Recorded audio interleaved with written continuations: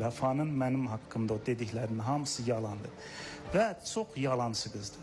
Bu show biznesdə mən tam səmimi deyirəm, onun qədər yalancı tanımıram. Biz mahnını şəri almamışıq, şəri aranjman elətdirməmişik. Mahnının sözü, musiqisi mənə aiddir. Demirsən ki, duet oxumaq istəyirəm, xoşum gəlir, oxumuşam. Yəni mən ondan gözləyirdim ki, ən azından bir üzrxahlıq eləyər. Bayaq dediyim kimi, bizim ailəmiz var, qohum, qardaş, dost, tanış, sevənlərimiz var.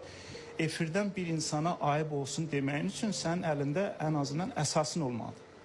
Sənə bunu sübut elədim ki, sən yalan deyirsən, sən bu gün onu təkrarlayırsansa və üzr əvəzinə sən əlavə iradda tutursan, mənə deyirsənsə, ayıb sənin özün olsun ki, sən üzr əvəzinə hələ başqa şeylər danışırsın.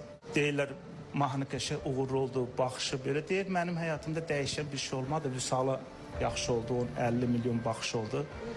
Mən də deyirəm ki, bax, mahnı gözəldir, ikimizin də uğurudur, mən də öz üstümə götürmürəm.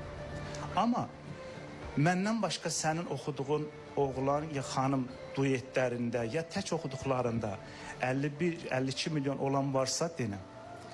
Gürcüstan trendində birinci olduğun bir mahnı varsa de. Rusiya trendinə indiyə qədər düşmüsənsə de. TikTokda və Instagramda bu duetdən çox baxılan, bəyənilən ikinci bir mahnım varsa de. Onda deyəndə mahnını Akşin qardaşımız da, siz də dediniz, sil. Mən onda o mahnıya dəyər verənlər, rəy yazanları, bəyənənləri hörmətimdən silmədim. Amma indi buradan səslənirəm Nicat İsmailoğluna. Mən verilişdən çıxana qədər o mahnını YouTube'dan götürsün.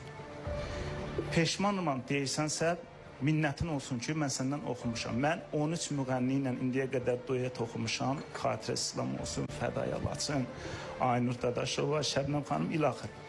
Heç biri ilə mənim bir kəlmə sözüm olmayıb. Amma sən repertuarına bax, hansı mahnı oxumusansa, o mahnı ilə bağlı kimlənsə qalım var. Yəni, mən o adam deyiləm, sən hər verişdə mənim haqqımda danışasan, gündəmdə qalasan. Var elə adamlar. Sənə buradan da bir xatırlatma eləyim ki, necə ki deyirəm, bu yalan sözlərinə mənim ailəmdə belə narahatçılığa, mənim uşaqlarımda belə narahatçılığa səbəb olursansa, biz sənə də sözlər deyərlər, sən də narahat olarsan. Allahdan qorx, belə şərlə, böhtanla hərəkət eləmə. Axırıncı dəfə də olsun ki, verilişdə mənim haqqımda sual verilə, cavab verərsən. Mən də burada bağlayıram, mən sən adlı müğənni tanımıram.